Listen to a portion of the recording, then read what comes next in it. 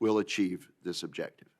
It does not describe what this enhanced focus means in terms of force posture or investment priorities.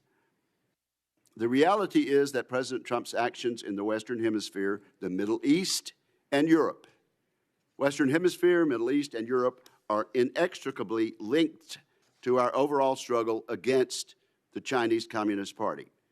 Tailored use of military force and support in Venezuela, Iran, and Ukraine has thwarted Chinese and Russian objectives and denied their access to resources and technology. The 2026 NDS articulates the President's vision for our allies and partners to step up and get far more serious about their defense. And they are doing just that, and I applaud that. But we cannot ask our allies to do more for us while we do less for them. In that regard, this NDS signals a diminished intent to deter existential threats posed by Russia and North Korea. So we need more clarity on how America's military will continue to support our allies in new and different ways in deterring those threats. Another specific critique of the strategy is that, in effect, it obfuscates the threat posed by the Chinese Communist Party. And they are our pacing threat. Granted, Beijing remains the focal point. The strategy is clear in its focus on what it describes as the first island chain. This seems to be a way of talking about Taiwan without mentioning Taiwan. The unclassified NDS does not mention Taiwan at all, even though the national security strategy directly identifies it. This seems to be an example of what the NDS calls a strong but not necessarily confrontational, quote, strong but not necessarily confrontational posture toward Beijing. This equivocation has real consequences as it risks misinterpretation of U.S. support for this island's democracy.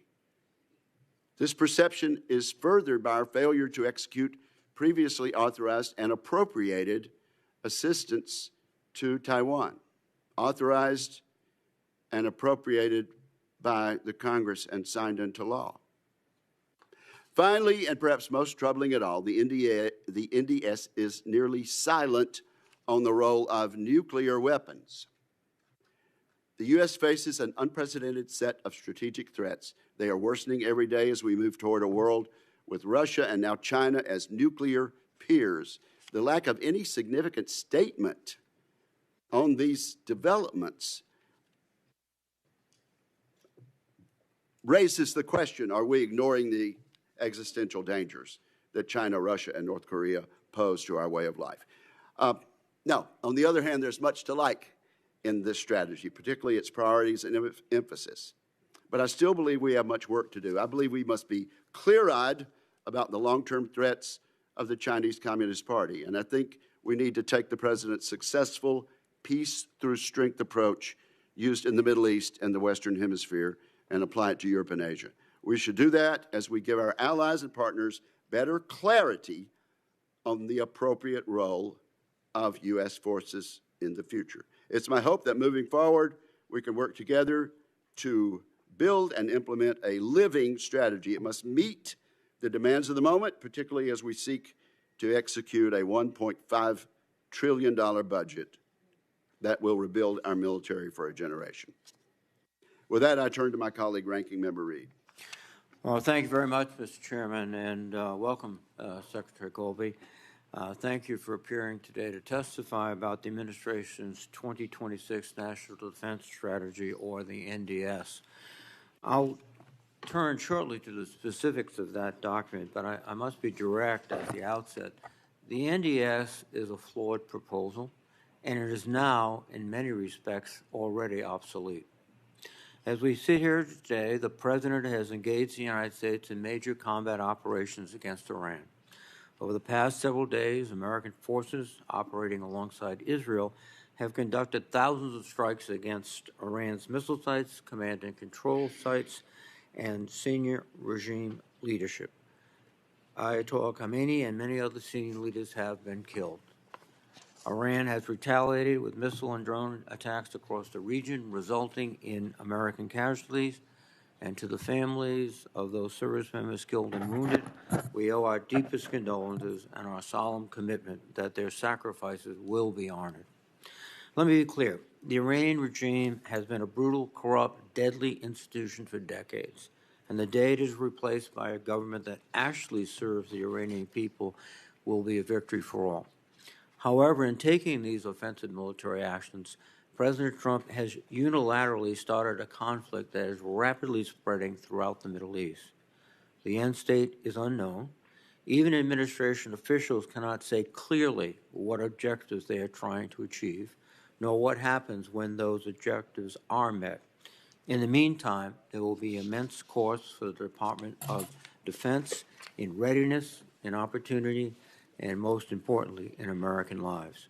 The President and the Secretary of Defense have promised that this conflict will be brief and decisive, and I'm skeptical.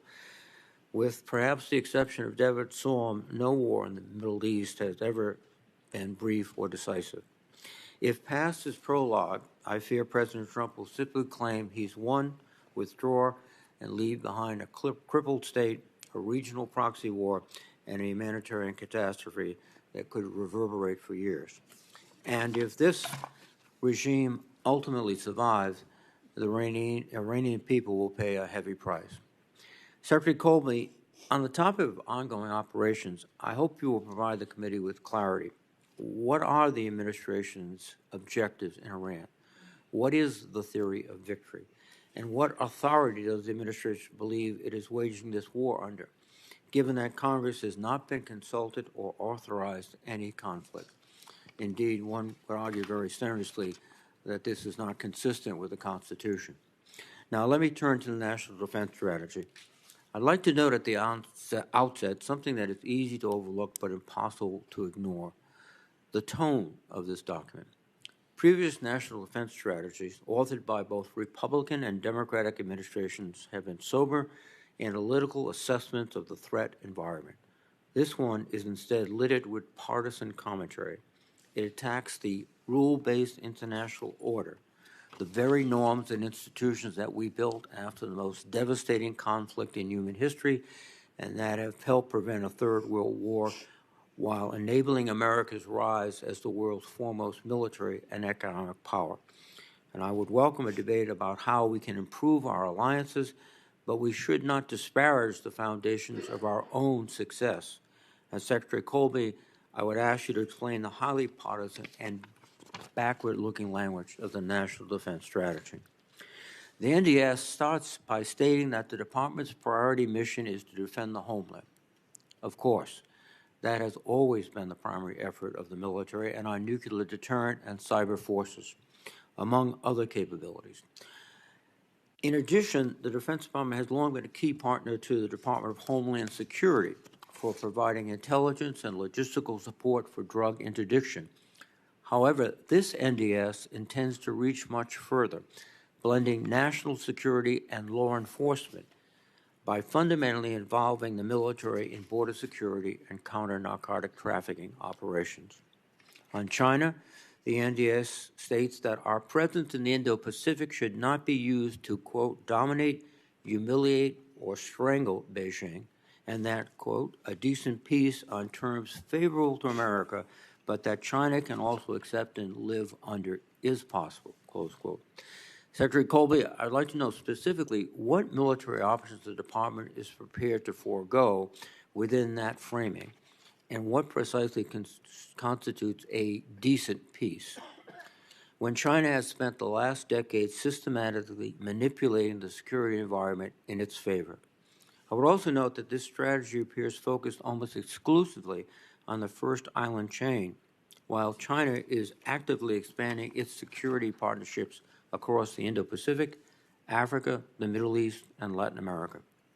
And I hope you will address whether the Department intends to cede that competition to Beijing by default. On Russia, your strategy is quite clear. Russia is Europe's problem.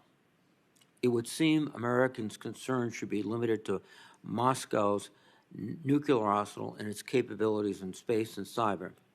While I understand the logic of pursuing the right balance of U.S. military capabilities with those of our European allies, I do not accept the abdication of our clear national security interest in Europe by suggesting Russia is their problem to manage.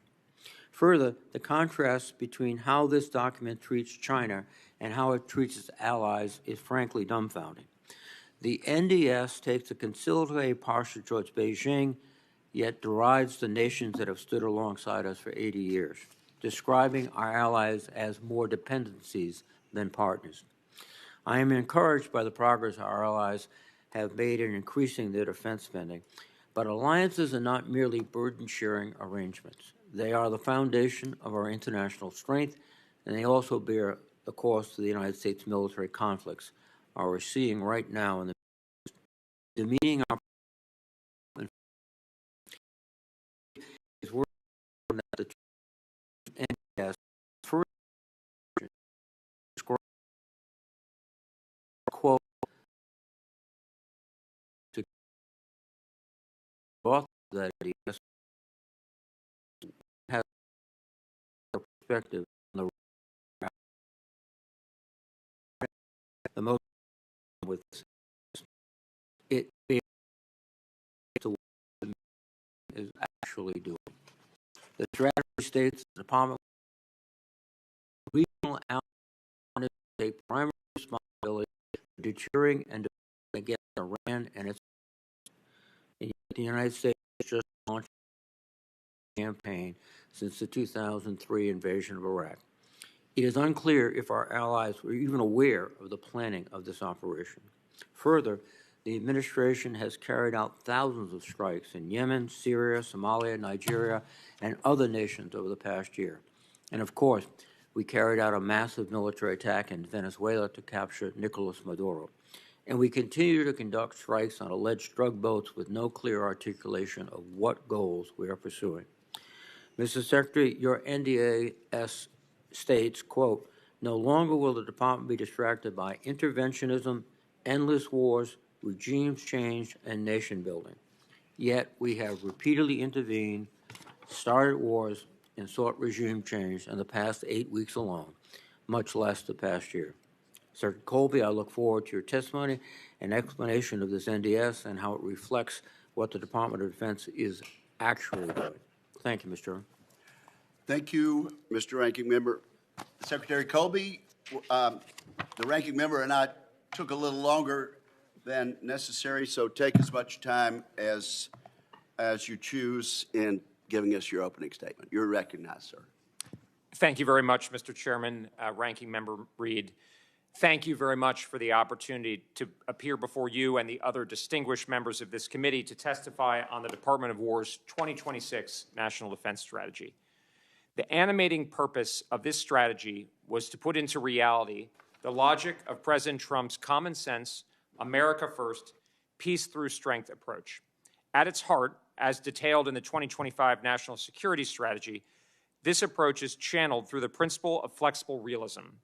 That is, the effort to practically and realistically advance and protect the concrete interests of regular Americans.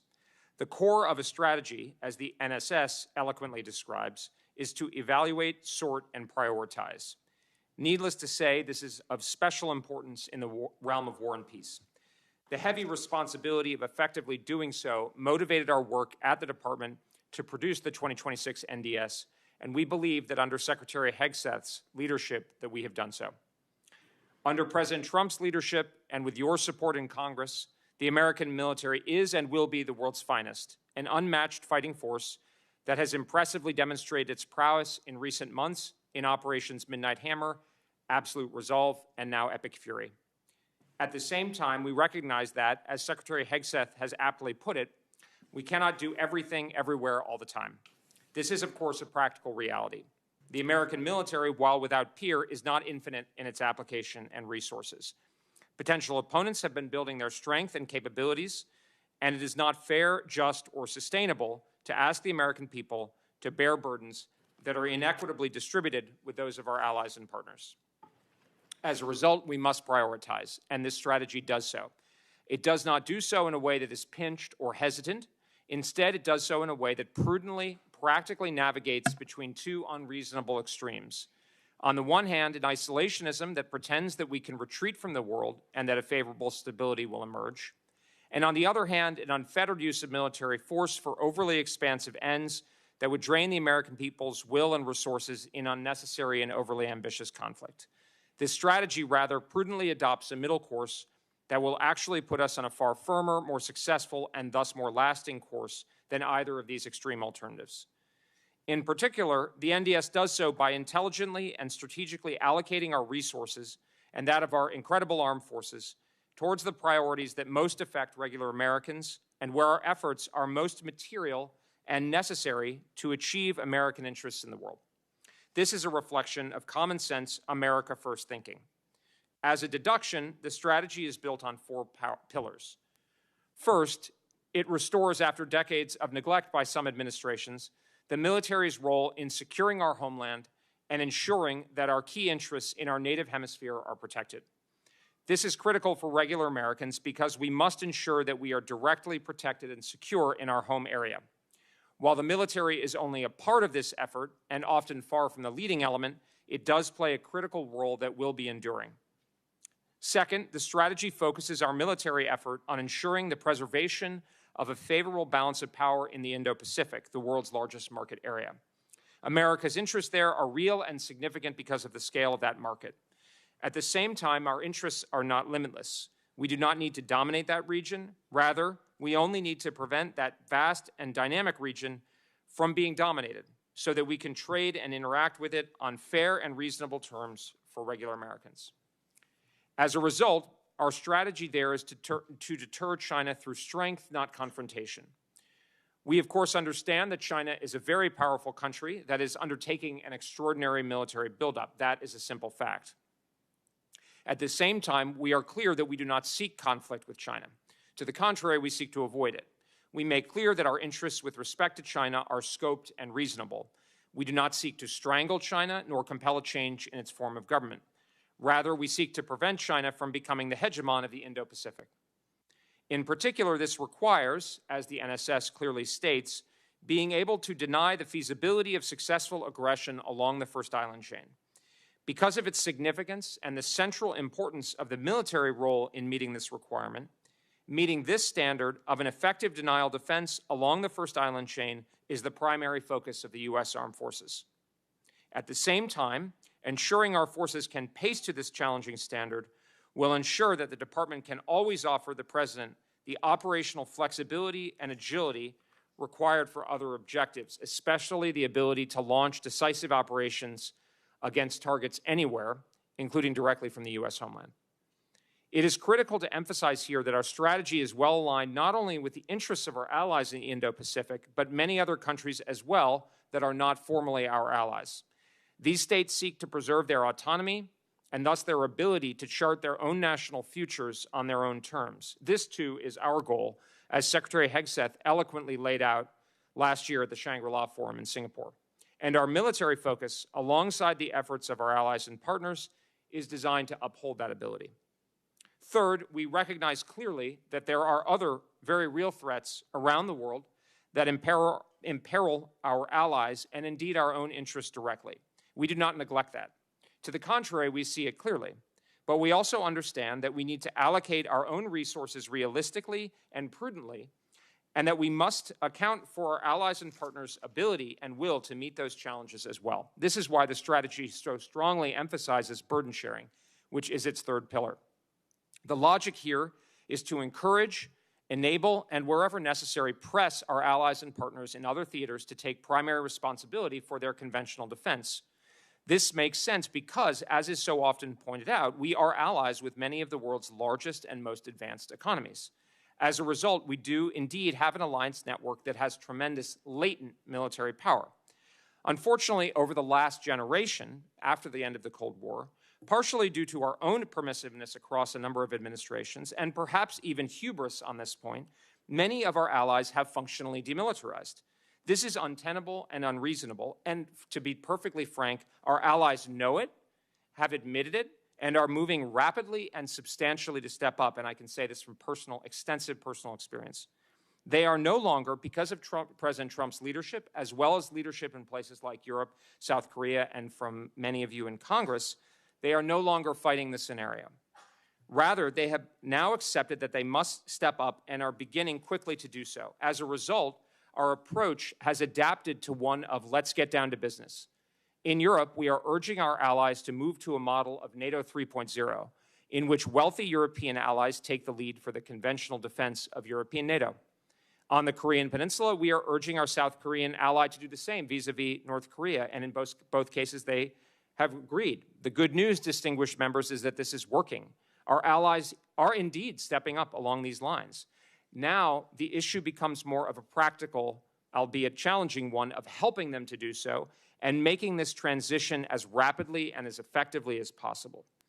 In other regions, we are also urging and seeing progress with our allies. Along the First Island chain, with countries like Japan and Australia, we are urging these wealthy and capable allies to do their part for collective defense, as the NSS urges. In the Western Hemisphere, we are working with many like-minded countries in the region to address shared threats to our prosperity and well-being. In the Middle East, we are working with our model ally Israel and other regional partners to address the threat of Iran and terrorism as we see right now. The final pillar of the strategy is to so-called supercharge the defense industrial base. The NSS and NDS indeed both call for nothing short of a national mobilization of our industrial capacity to arm both our own forces and those of our allies and partners. As you on this committee know so well, this is vital because we must be able to arm our own forces and those of our allies and partners with the best weaponry, quickly, at scale, and at a reasonable price. We are seeing tremendous progress on this front thanks to President Trump, Secretary Hegseth, Deputy Secretary Feinberg, Undersecretary Duffy, and their efforts, as well as your support and leadership on this committee and throughout the Congress. But this will have to be a critical area of focus in the coming years. In closing, this strategy promises, under President Trump's leadership, to put our country and our allies and partners on the path to lasting security. In just a few years, we can reasonably expect the warfighting ethos to have been restored in our armed forces and for them to be armed with the most modern, effective weaponry at scale. We can expect our wealthy and allies and partners around the world to have stepped up to do their part for collective defense and their own security. We can expect our potential opponents to see the peerlessly formidable armed forces of the United States and the highly capable forces of our allies and partners together, and to conclude that peace and restraint is the better course for them. Thus, we can very much reasonably hope for a decent peace for Americans, for our allies, and for that matter, for our potential opponents. This is a very good future to which we can reasonably aspire. At the same time, however, we at the Department of War know that we cannot take this future for granted. To the contrary, we will hope for the best but prepare for the worst. We will ensure that our armed forces are as ready as they can possibly be, in line with the priorities outlined. Should our potential opponents spurn this reasonable offer, members of Congress, your support in ensuring that our forces are ready will be absolutely vital. Thank you very much. I look forward to your questions. Thank you very much, Mr. Secretary. And members are reminded that we will have a classified session after this with the Secretary, and then, of course, an all-senators briefing on Iran in the afternoon.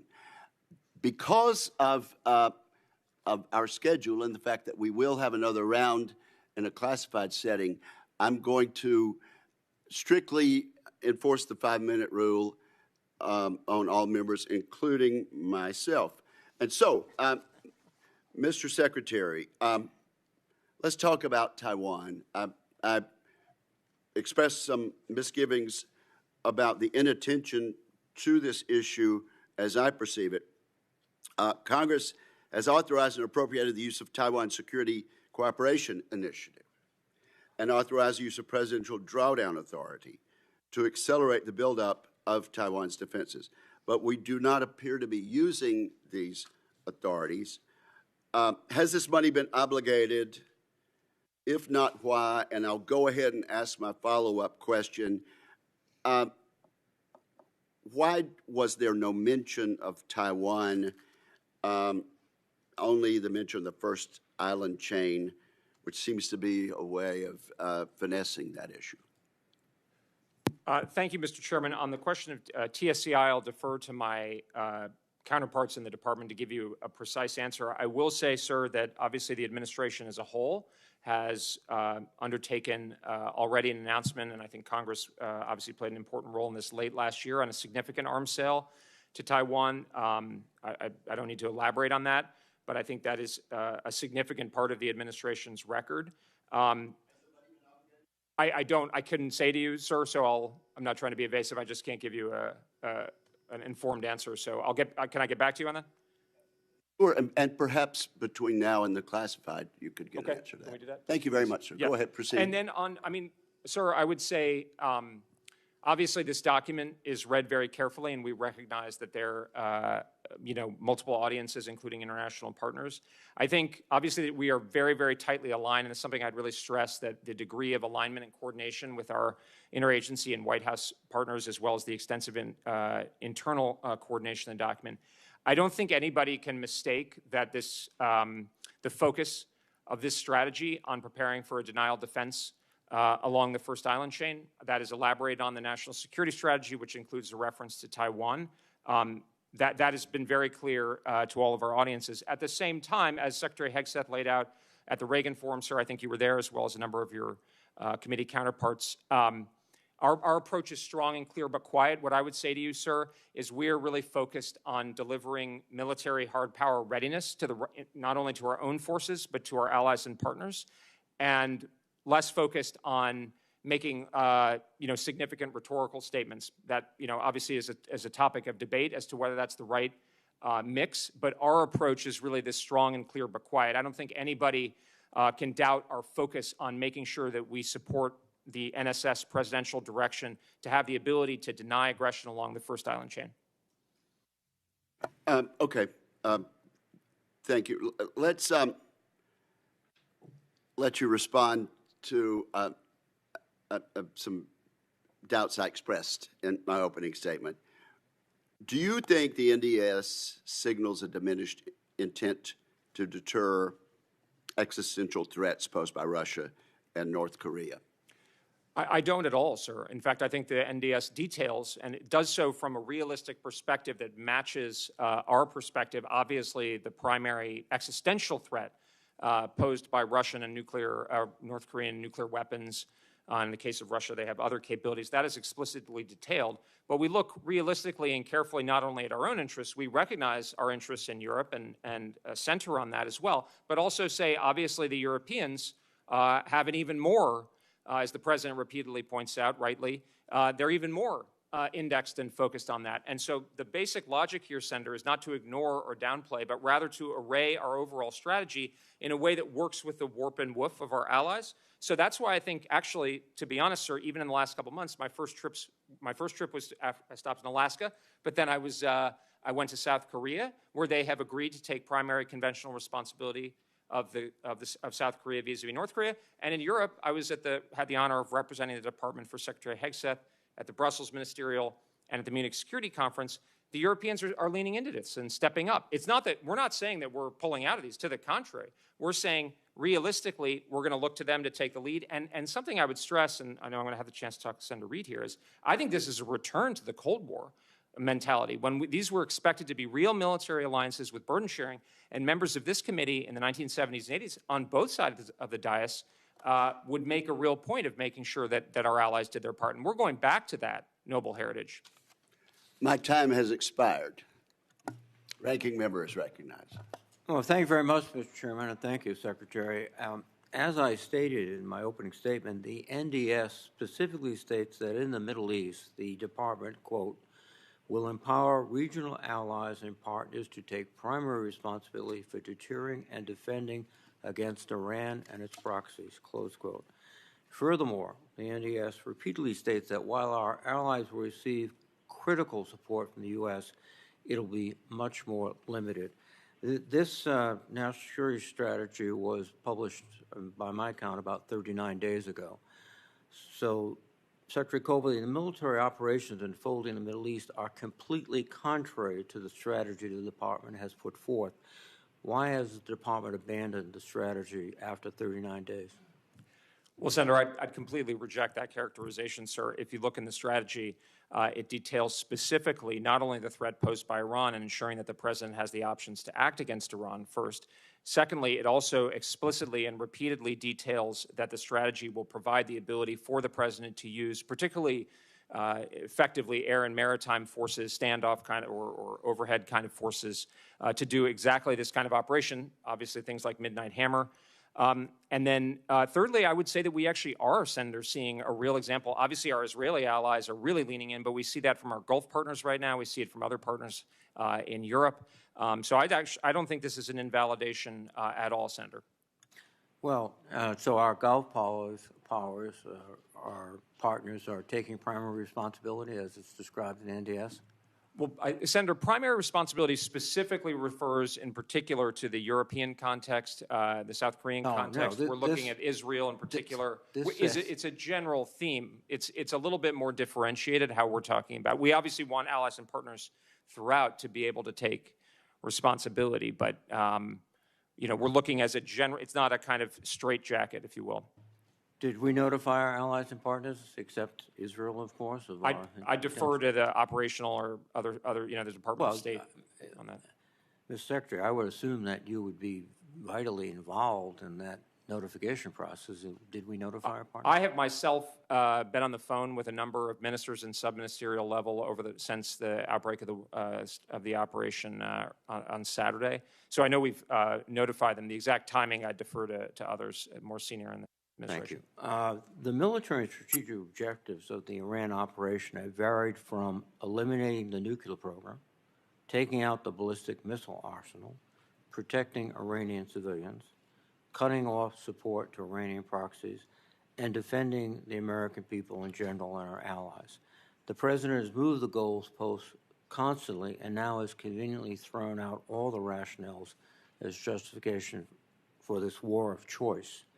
Secretary Colby, can you, as the lead policy advisor of the Pentagon, explain the objectives of this operation, and can they be accomplished by airstrikes and air power alone?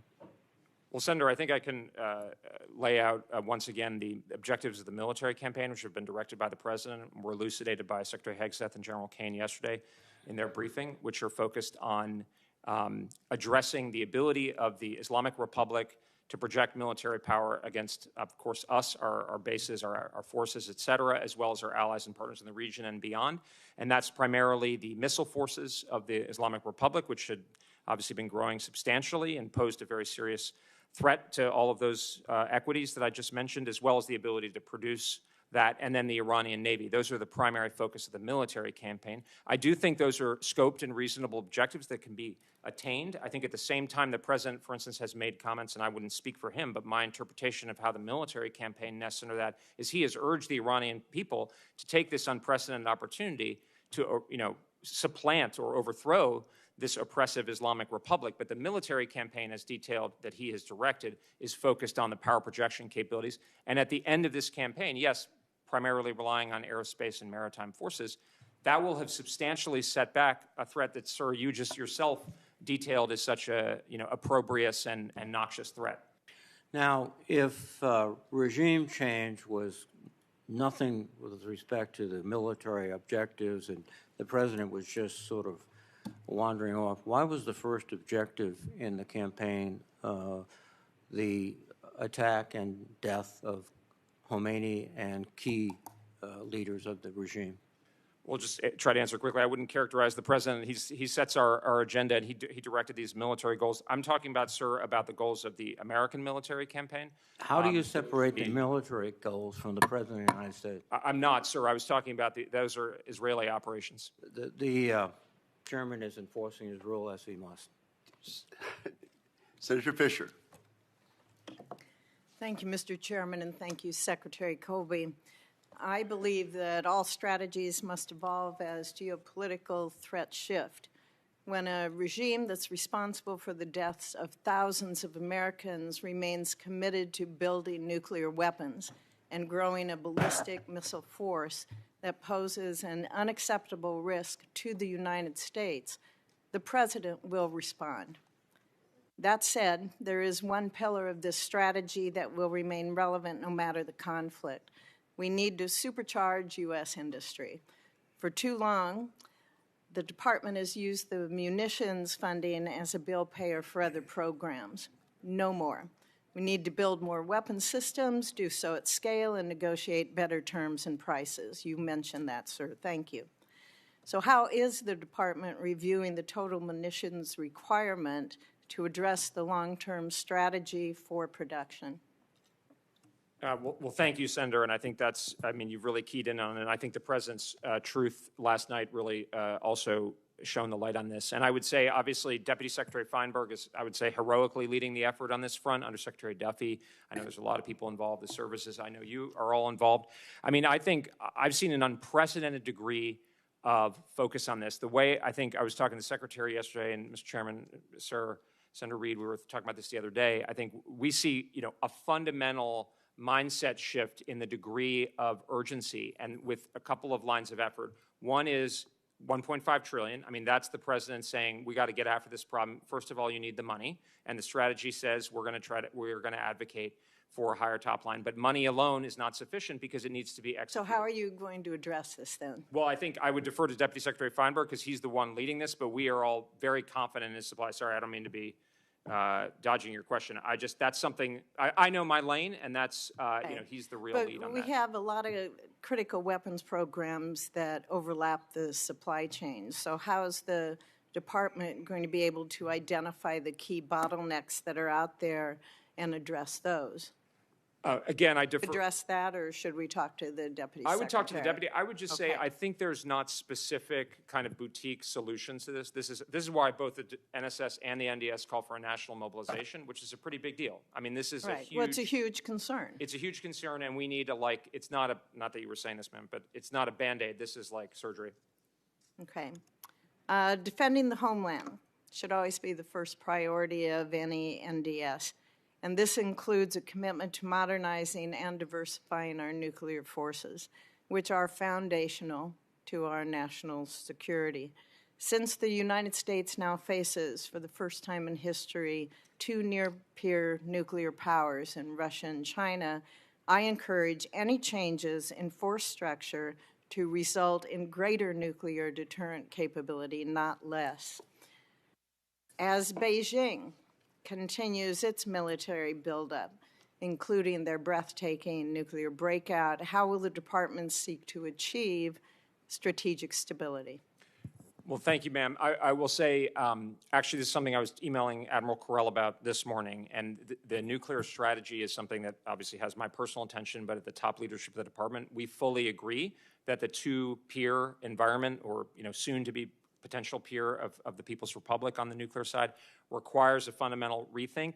One of the things that we did is we nested the nuclear elements at that kind of high level into the national defense strategy. That doesn't mean we're just ignoring the nuclear piece, as you and I think, had the opportunity to discuss, Senator. We are going to do a deeper review into nuclear, but with more of a focus on actually getting in at the classified level into what are the problems we need to solve.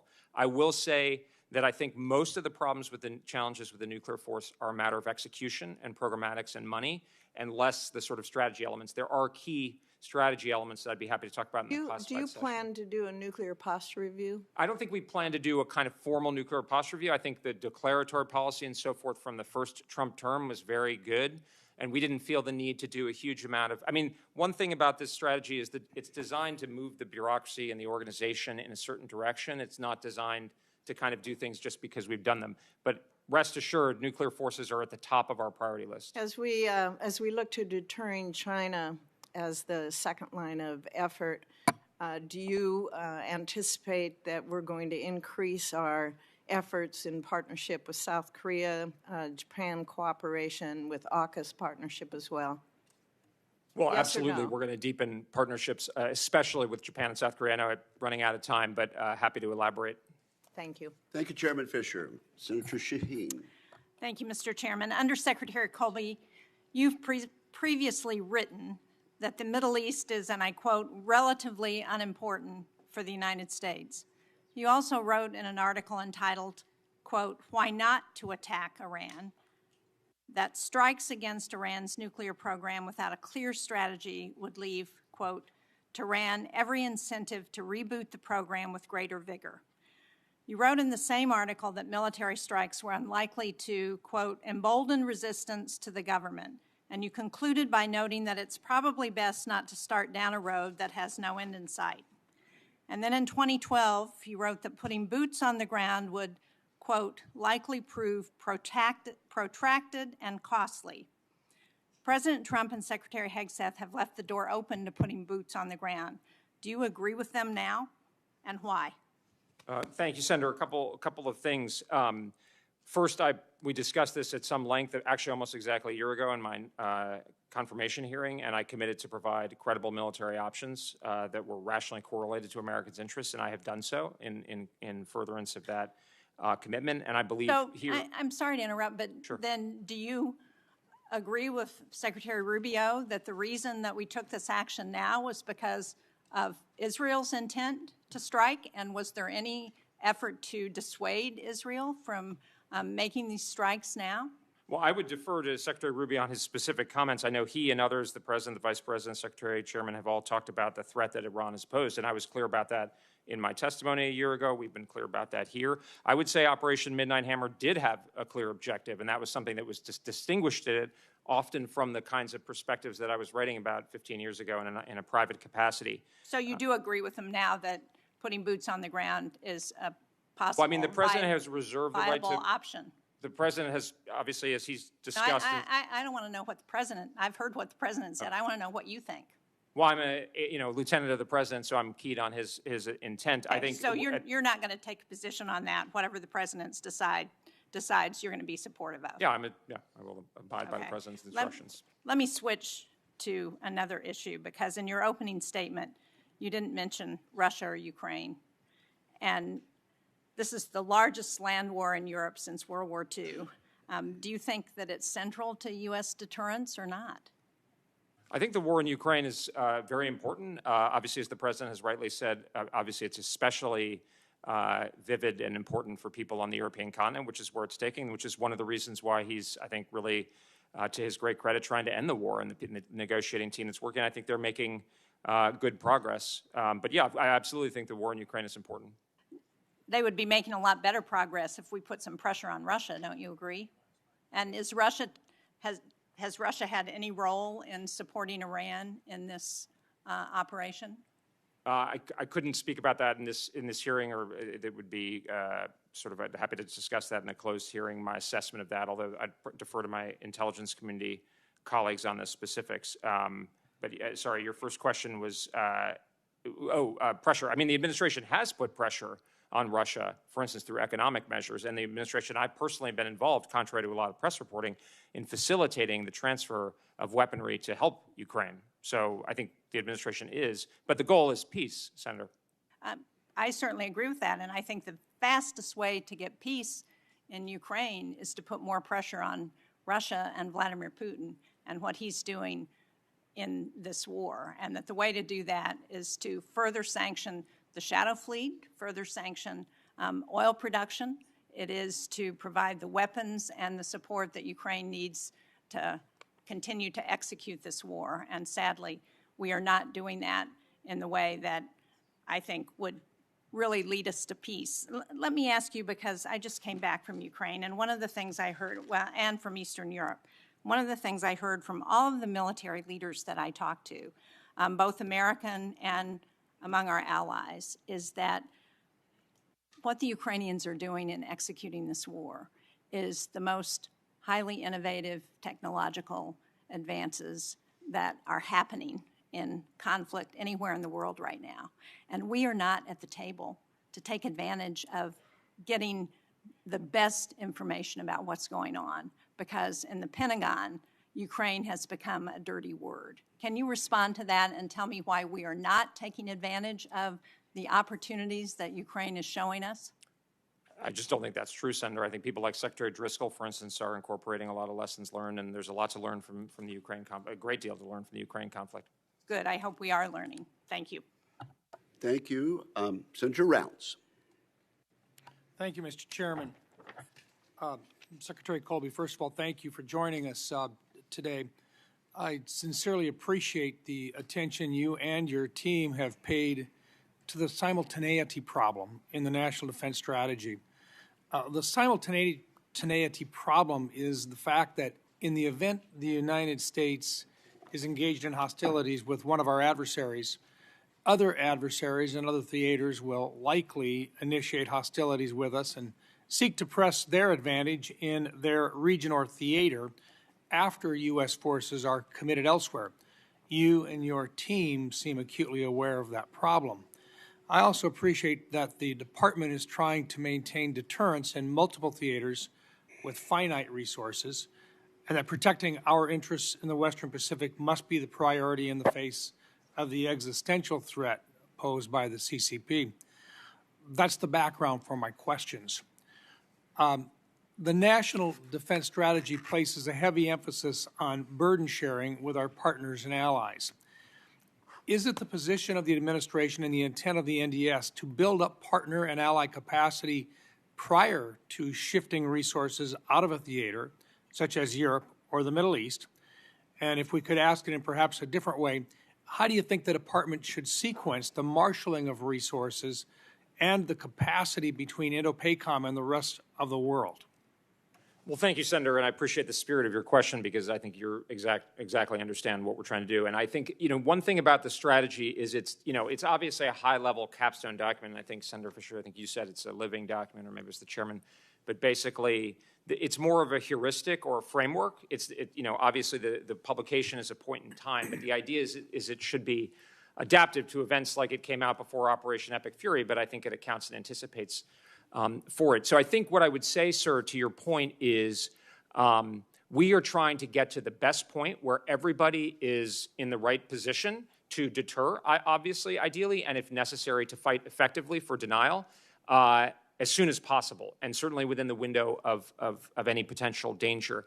And so part of what's happening, Senator, and I think this is part of what's changed early this year from our tone, and I think our partners have noticed it, I regard 2025 as a lot of it is about reframing and giving our allies and partners credibly under the President's leadership an understanding that things are going to be different, that the demand signal is different. And a lot of that was a hypothesis whether they would change and whether they would register. And I think what we've seen over the course of 2025 is that they are not fighting the scenario. So in Europe, I was just there at the DEFMIN. You have countries like Germany, Poland, Finland, Sweden, Norway, et cetera, Netherlands. Netherlands is now raising the retirement age, according to what I'm told, to 70 in order to fund their defense buildup. So they are actually doing what we've been asking. And so the change in tone is because actually things have now adapted. Now it's more this get down to business. And that's when it becomes, Senator, to answer your question directly, more a matter of how do we deal with a transition in a situation in which, as the President said yesterday, there are areas where we would like to be in a different place than we are. And that's where we want to take the conversation. I am confident that together across the Department of War and our very capable allies and partners, we can do that.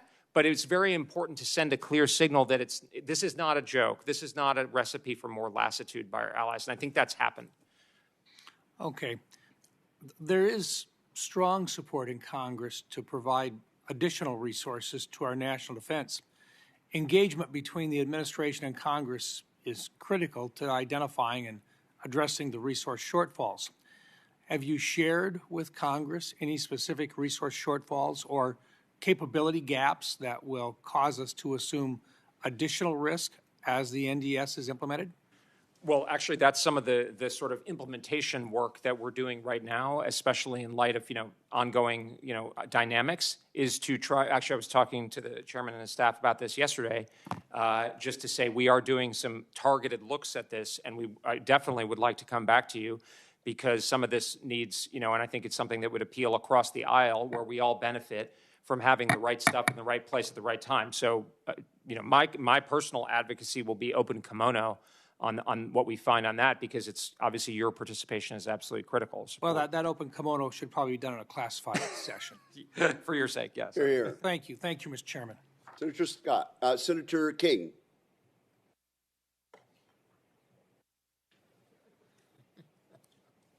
A rare opportunity to go before Senator Kane. Mr. Colby, you're in charge of policy, so I'm going to ask you some policy questions with regard to Iran. When I woke up Saturday morning to the news, the first question that popped into my mind was, why now? Why now? What was the precipitating factor? And there was discussion of an imminent threat of missiles. There was discussion of rebuilding the nuclear capacity, but none of those were imminent in any way. Yesterday, Secretary Rubio told us why now. In a stunning statement, we knew that there was going to be an Israeli action. We knew that that would precipitate an attack against American forces, and we knew that if we didn't preemptively go after them before they launched these attacks, we would suffer higher casualties. Have we now delegated the most solemn decision that can be made in our society, the decision to go to war, to another country? That's the implication, the breathtaking implication of Secretary Rubio's statement, which to me is the only explanation I've seen as to why this action was taken when it was. There were no objective facts on the ground that said this is something we have to do now. There were no missiles being loaded on launchers. There was not a nuclear bomb being rolled out. I'd like some response on policy. Is it now the policy of the United States that we're going to be taken into a war by the Prime Minister of another country? Well, sir, what I would say is, and I think Secretary Hegseth and General Kane went into this yesterday, that it was, and the President has talked about this as well, is the very rapid buildup and reconstitution of Iran's missile, ballistic missile, cruise missile, and one-way attack drone. But that's been going on for some time. The question is, why was it Sunday? Well, I think there was a perception that this threat has been manifest. As the President said, they've been killing Americans for 47 years, and this is something where we can see this is going, and they're going to be able to have with this kind of missile shield. So do you dispute Secretary Rubio's statement? I think Secretary Rubio inadvertently told the truth the other day, that this was driven by Benjamin Netanyahu, and here we are in a major conflict. Do you not agree that that seems to be the precipitating factor? Well, I agree with you that Secretary Rubio told the truth. I wouldn't characterize his remarks. They stand for themselves. I know he's spoken a lot. The remarks I've seen of his, the President's, the Vice President, the Secretary of War, the Chairman of the Joint Chiefs of Staff, focus on the buildup of Iran's conventional missile capability. I find it very disturbing that we're committing this nation to war based upon a decision by even though a staunch ally, and I'm a supporter of Israel, but I don't think anybody should drive our decision to go to war, but the interests of the United States. I think the President made our decision, Senator. That's my understanding. Certainly our understanding of the Department of War. The President made our decision. I mean, he makes the decision, obviously. Well, he made the decision, but it appeared to be based upon the fact that Israel was going to strike. And one of my questions is going to be at the hearing this afternoon, was any effort made to dissuade the Prime Minister? Prime Minister Netanyahu has been egging for an invasion of Iran for 20 years. U.S. presidents have consistently said no. And my question is, why now? Let me move on to something else. I'm very concerned about the President's words to the Iranian people.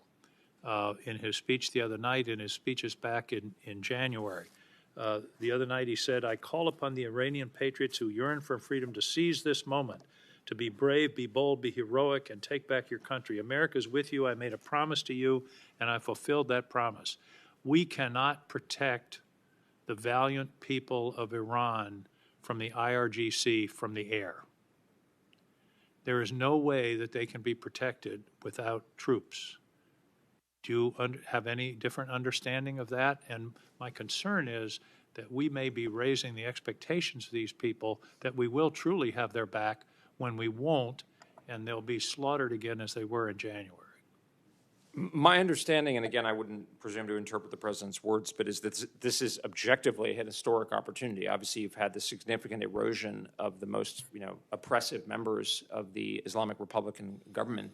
But ultimately, I think one of the reasons this isn't an example of nation building and this kind of interventionism that Senator Reid mentioned is precisely because it is looking to the Iranian people to take the initiative. I have no question that it would be risky. But the Iranian people don't have the guns, Mr. Secretary. The Iranian people don't have the force. It may work. I hope it does. But in this case, the risk is great, and I'm afraid we may have put these people in harm's way.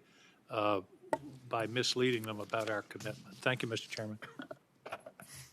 Thank you, Senator King. Senator Scott. First off, Undersecretary Colby, thank you for being here. I want to thank President Trump for his decisive leadership in Operation Epic Fury. The President and Secretary Hegseth have clear objectives to ensure Iran never has a nuclear weapon, and this evil regime is no longer able to terrorize and target the American people and our great ally, Israel. We have known for decades that the only way to deal with Iran is to totally destroy this evil regime, and President Trump is doing it. I also want to take this opportunity to talk about the incredible men and women in our military who answer the call to serve each and every day. They represent the best of what it means to be an American, sign up for a cause greater than themselves to serve their country and stand for our freedoms. And unfortunately, as we saw over the past few days, answering the call to serve can come with great sacrifice. For that, we can never repay them. Our heart goes out to their families, and I ask every American to keep their loved ones in your prayers. I've now been in the Senate for a little over 7 years, and in that time I've had the opportunity to travel all over the world to meet with our servicemen and women, diplomats, foreign leaders to foster American business, prioritize national security interests, and grow relationships with our allies. Everywhere I go, I hear great things about President Trump's leadership on the world stage and the incredible support he's received from Secretary Rubio and Secretary Hegseth in advancing his peace through strength agenda. Our allies respect us and our adversaries fear us. Countries have shifted their views on national security because they now know that under this administration, standing with the United States is beneficial to our mutual security. In my recent visits to both the Indo-Pacific and Northern and Eastern Europe, I witnessed this firsthand as countries are siding with us against our enemies, investing in our economy, and most importantly, buying American weapons. I tell every government official I meet with in my office or overseas, be like Israel, Baltics, Poland, do everything you can for yourself, and then ask where your need is and what you need us to do. And many of our allies who traditionally failed to do so are starting to do just that because they know that while President Trump will hold our friends accountable to step up to the plate and do their fair share, he will never abandon them. Secretary Rubio said it perfectly in his speech at the Munich Security Conference. The President is succeeding and will continue to succeed because he believes the entire world is important to the United States and for our security and prosperity. He understands that the United States and Europe are inseparable because of our common values and civilization. And the President reaffirmed it in his remarks on Iran when he outlined the threats that the regime having a nuclear weapon would have on the U.S. and our very good friends and our allies in Europe. The President clearly understands we have enemies around the world. The governments of Communist China, Iran, Russia, North Korea. They chose to be our enemies, and they are most definitely not focused just on the region they live in. They don't change their actions simply because we try to be nice to them or try to ignore them. That didn't work for President Obama, didn't work for President Biden. It only makes our enemies bolder and more aggressive toward us and our allies. President Trump proved he is not what his critics say he is when he comes to foreign policy and military matters. He is not a reckless warmonger, nor is he an isolationist. He is someone who understands that nowhere on the planet can we say whatever happens there is not our business. Instead, he knows our world is a safer place when our enemies wake up every day, scared to death about what we might do to them, and knowing that miscalculations on their part will not go unanswered. Just ask Iran and Venezuela. Back to my travels. As I learned about in conversations with our allies in Europe and the Indo-Pacific, there is a problem. Allies tell us they want to train with us, but the Department of War ignores these requests and tells them they are too small and insignificant. Allies tell us they want to buy weapons from us, and that is what the President wants, but some of our allies have told us that the Department of War that they may not buy them, resulting in frustration not at the President, but at the failures of the process that won't let them buy the weapons we told them to buy in the first place. They've gone to other countries to buy weapons. The President and his national security team have sent a clear message to our partners and allies. Step up. Do your fair share. And the United States will, too, be selling you the best American-made weapons and training so you can use them. However, it seems our allies are getting a mixed message when they come to the Department to work together and buy weapons. Under Secretary Colby, what do you recommend those of us on this committee say to our allies who are aligned with President Trump and ready to do their part but are left confused when the process fails them?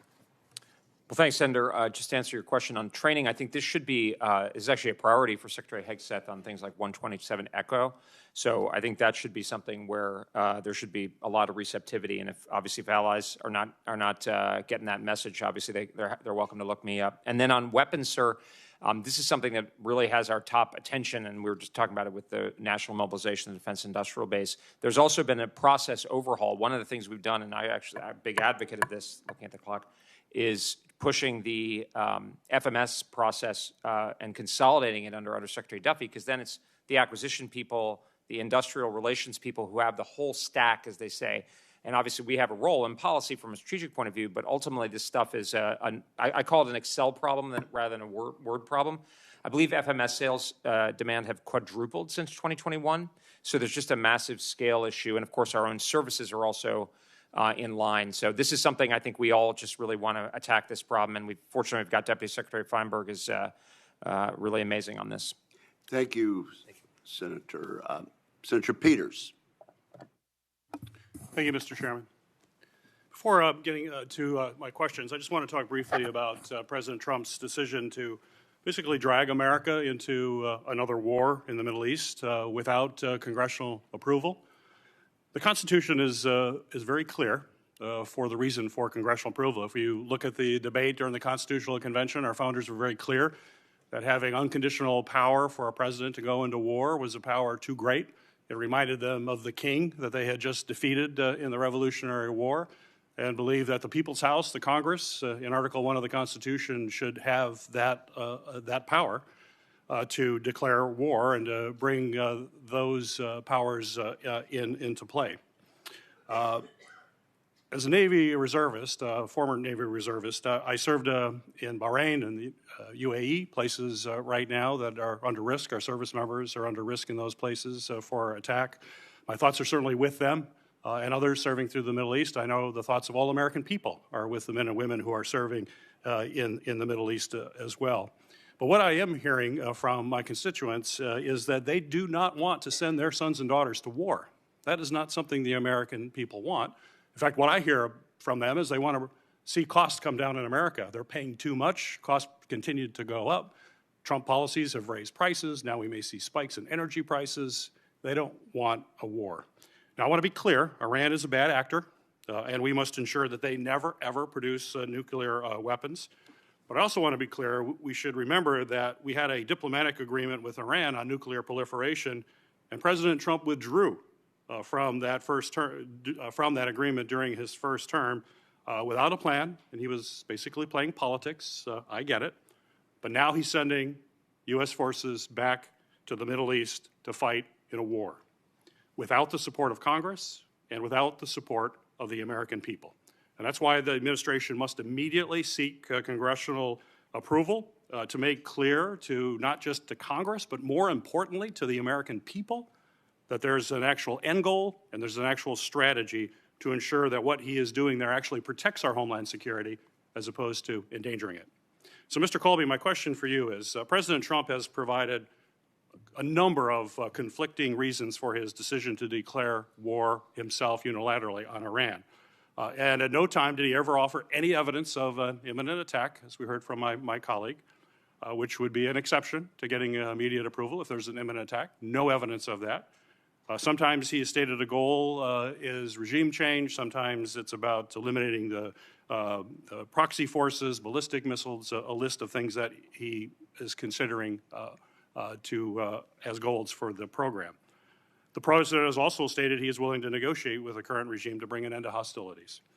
But I want to remind you of a discussion we had in January of last year. We met prior to your confirmation hearing, and you shared, and you were very clear, that you did not want to enter another war in the Middle East without a clear purpose and a clear end state. We're not hearing that. I want to hear from you what you think that is. You have been consistent on this point throughout your career. In fact, in some of the articles, I have a recent one just in 21, just a few short years ago, 3 or 4 years ago, where you said that U.S. military focus on Iran should be dramatically reduced, and requests for additional U.S. forces to, quote, deter Iran should be rejected. You also said Iran can be checked from any plausibility of dominating the Gulf states by supporting theirs and Israel's efforts to check Iran's ambitions. They can do it. You also said Iran draws critical resources, including leadership attention and popular support from far more important defensive objectives, namely ensuring a favorable and stable balance of power in Asia. So my question for you, sir, is given your strongly held beliefs that you told me face-to-face in my office, and you were very sincere in those efforts, I never would question what you said, do you feel the President has actually articulated a clear purpose and an end state to the American people, as he articulated to the American people, that we need to go to war in Iran? Well, thank you, Senator. I appreciate the detailed and thoughtful question. I would just say I think the goal, first of all, in terms of your questions on the imminence issue and the legality, I know there's going to be a briefing later today, and I defer to my general counsel and intelligence counterparts to get you the answer you need on that. I do think that the President and the military campaign, the President has directed the military campaign. Obviously, those are not exclusive of the of other goals like in his encouragement to the Iranian people to take this opportunity. This is to degrade, and I mentioned some of those things. And in fact, Senator, the Israelis are taking the lead. I mean, it's the Israelis who are conducting a great deal of these operations, and it's the Gulf states that are actually conducting a lot of operations as well, and some of our European partners. And I think you've seen the reaction, not just from regional partners, but countries like Canada, Australia, a number of the German chancellor yesterday. So I think I'm not on the uniform side, but the Department of War has been provided with, we are going to degrade and destroy the Iranian missile threat, the one-way attack drone threat, and the Navy in particular, and of course, be in a position to deny Iran's ability to obtain a nuclear weapon.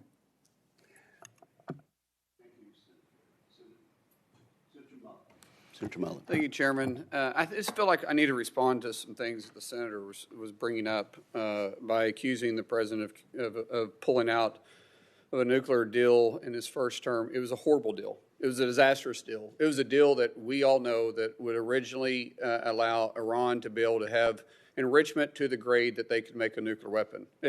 And then for the senator that was saying that the President needs to come back for reauthorization, I don't remember him saying anything in 2016 when Barack Obama at the time dropped 26,000 bombs in Syria, Pakistan, Libya, just to name a few. And I definitely don't remember my colleagues in 2013 at all complaining about the President then Barack Obama, going into Syria. And I would like to ask the question then, what threat did Syria have to the United States? What threat did Libya have to the United States during the Arab Spring to which these leaders were removed?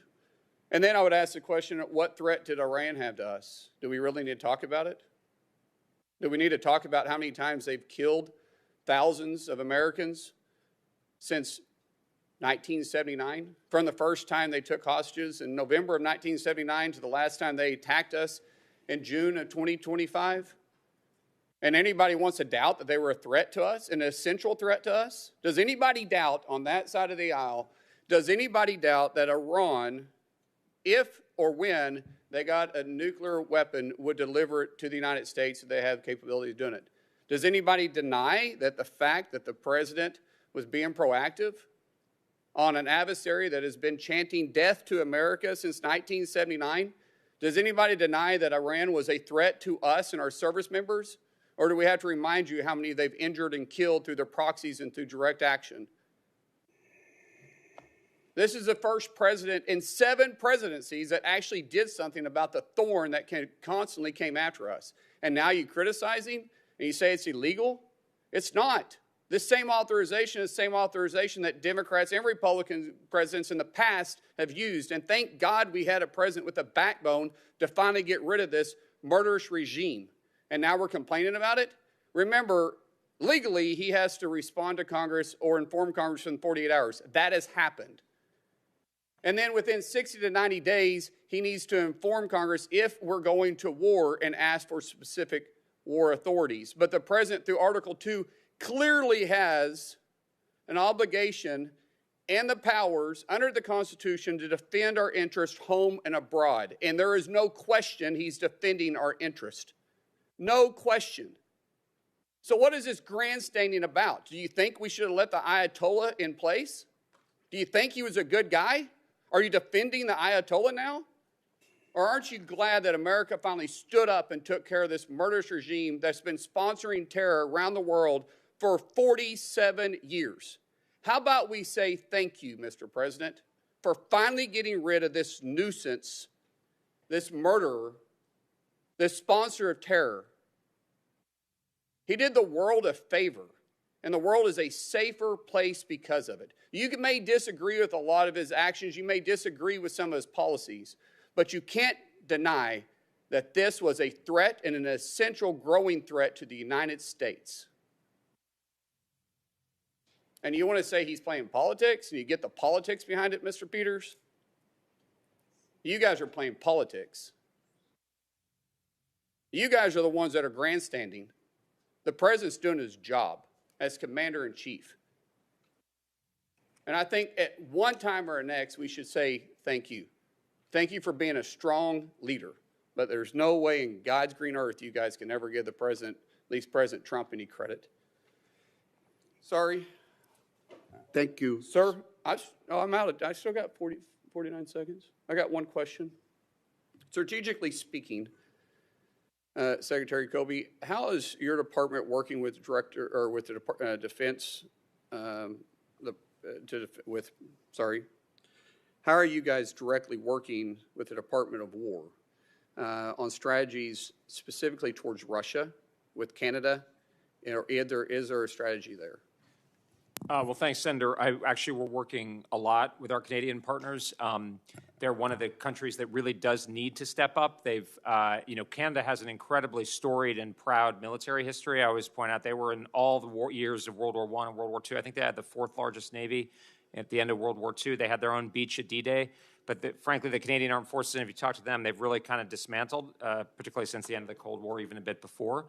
So we're trying to get more Canada. We've actually engaged with them extensively. The Secretary and I met with Minister McGuinty a few months ago, and we've been in constant contact, or continuing contact with them, with a sense of where we think they need to go, not only to meet NATO targets, but also for homeland defense as part of NORAD, potential for Golden Dome, these other kinds of things. But we're really looking very carefully at Canada to make sure that they're stepping up in line with collective defense and what everybody in NATO is doing. Thank you. Thank you, Senator Mullen. Senator Warren. Thank you, Mr. Chairman. So over the weekend, Donald Trump and Benjamin Netanyahu launched illegal strikes against Iran. This war for regime change is both unconstitutional and dangerous. Now, we've already lost 6 service members in this war, and President Trump has said, quote, "We may have casualties. That often happens in war." Yesterday, in his briefing to the American people on why our sons and daughters are being sent to war, Trump highlighted the quality of the White House drapes that he had purchased and the gold ballroom that he is building, giving us a sense of what's top of mind for him. Undersecretary Colby, both you and I have sworn an oath to uphold the Constitution of the United States. Under the Constitution, who declares war, the President or Congress? Congress declares war, if I understand correctly. Thank you. You know, all 3 of my brothers served in the military, and this is personal for me. I am praying for the families who have already lost loved ones, and for all of our troops that the president has put in harm's way without legal justification or moral justification. Donald Trump ran on lowering prices on day one and on a, quote, pro-peace ticket. He called himself the peace president, and of course he claims to put America first.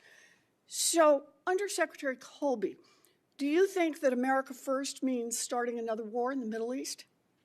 Well, Senator, I would just say that the administration does have a legal and moral justification, and I would certainly support the idea that President Trump is a president of peace. First of all, he has Well, brokered all multiple... I can say is, boy, the justification sure seems to be changing every 20 minutes.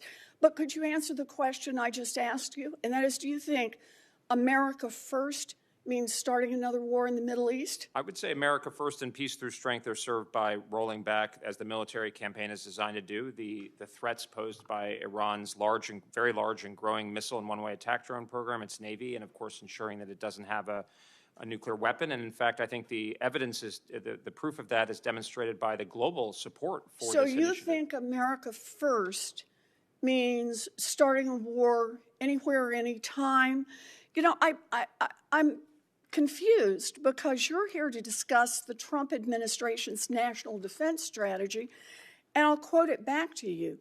No longer will the department be distracted by interventionism, endless wars, regime change, and nation building. Close quote. Interventionism, that means going to another country and bombing them. Endless wars, wars that may last, we don't know how long because there's no clear end point. Regime change, which the president has said this is all about, and nation building. Evidently, the president seems to think he's going to come in and build a different Iran.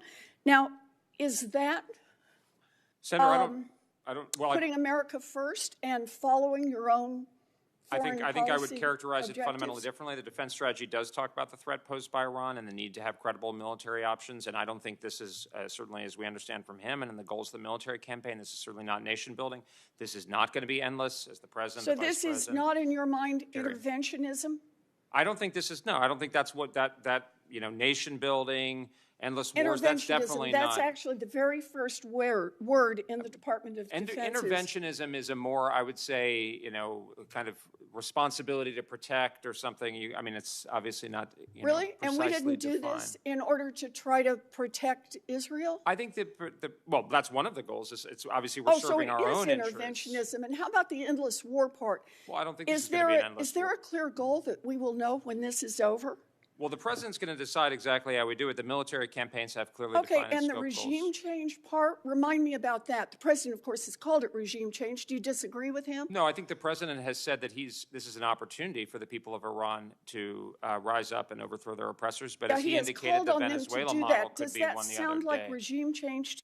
I think the goals of the military, obviously, allowing the Iranian people to take this matter into their own hands is one of the options here. But the American military campaign is got more so that's scoped great. goals, So the Trump and it's not an endless war. administration first says it's going to be America first, then puts out a national defense strategy, and then goes to war alongside Israel illegally, unconstitutionally. And that is now the policy of the Trump administration. Say one thing in a campaign, write it down on paper, and then go do whatever the hell you want. The time That of is the wrong. senator has expired. Senator Schmidt. Thank you, Mr. Chairman, and thank you for being here, Undersecretary Colby, and for your service. I want to thank you for your leadership and your fortitude to take on, in my view, this foreign policy blob and these entrenched experts that seemingly never go away in this town, who've been continually wrong about so many things over the years. And I think the 2026 National Defense Strategy acknowledges a bunch of things, but certainly that after the Cold War ended, there was never really an adjustment, whether it was trade policy or foreign policy. The idea was that we would help Europe get back on their feet, Japan get back up on their feet with these unfair trade deals, a defense umbrella that, quite frankly, Europe didn't really ever pay for. And that's changing. And I think that's a good thing. And I think it reflects an urgent need on the ground for a foreign policy for disciplined realism, rather than bouncing around from Wilsonian pet project to Wilsonian pet project, that there isn't really a strategy. And I think that the NDS does outline a strategy, because the American people are certainly concerned about the things that are happening in their communities, the influx of drugs. And so when people tried to point out some inconsistency with taking out, these cartel boat runners, I actually had a fake news reporter characterize them as fishing boats. But I think it also, requires us to take a look at our foreign aid too, and making sure it's aligned with these America First principles. I want to ask you, as it relates with limited time, I think your presence at the NATO ministerial meeting and the Munich Security Conference thereafter, hopefully, was a signal to our European allies that you're willing to engage with them and have thoughtful but constructive dialogue. How are you communicating to our allies this new reality that in order for America to continue to be strong, that they have to step up in a much more meaningful way. I mean, we've heard a lot about the 5%, but the 5% can't be for pensions, right? It has to be for munitions and the defense of their own continent. How are you communicating that, and what's your feedback? Well, thank you very much, Senator.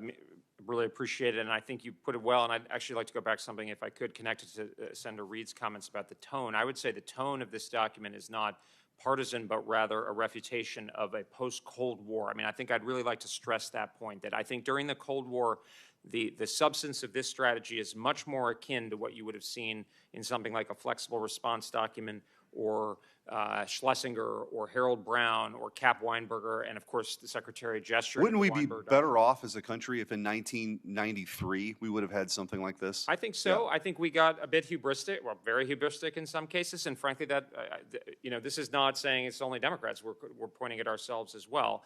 And I think part of the communication here, and this relates back to Senator Reed's question as well, is to be clear. And there is as people point out, Bob Gates went to NATO in 2011, and Panetta said it, and whoever, and President Barack Obama said it, et cetera, and we were politely ignored because it wasn't seen as credible. And so this strategy is designed to have an impact on real behavior. And in order to do that, you have to break through to people. And sometimes that's being pretty sharp and direct, not with the point of being sharp and direct to be insulting, but to actually get through to people, actually because the best friend is one who tells you when you need to change something. And that gets to your question, Senator, about talking to allies. I talk to the allies all the time. And I talk to Europeans. Any European comes through, I talk to them often privately.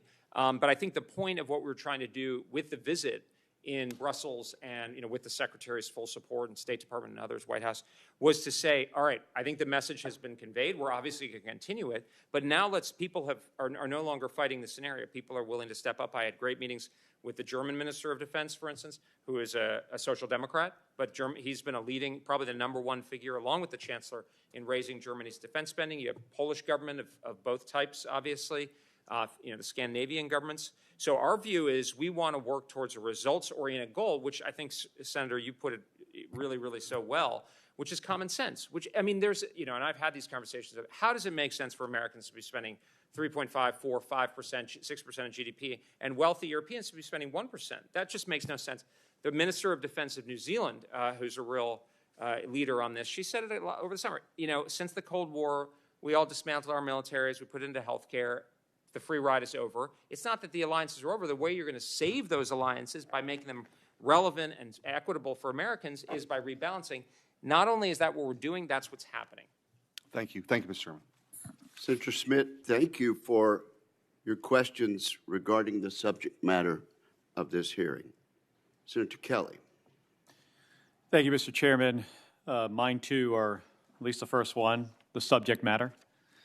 Secretary Colby, is it correct that the administration is justifying the ongoing military operation against Iran in part because of the urgent threat posed by Iran to U.S. forces in the region and the perceived future threat of Iranian ballistic missiles to the U.S. homeland? Yes or no? From a general perspective, I wouldn't comment on the legal rationale, but certainly from a general strategic point of view, absolutely. Absolutely. So your 2026 National Defense Strategy downgraded the Middle East and didn't label it as a core strategic theater on the same level as the Indo-Pacific and the Western Hemisphere. Is that correct?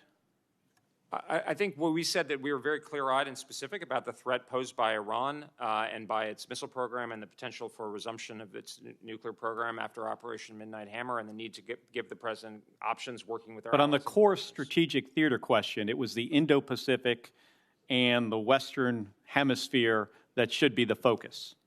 The overarching focus of the American military, obviously, is the Homeland Hemisphere and the First Island Chain, and the Middle East is part of that. That's how I read it.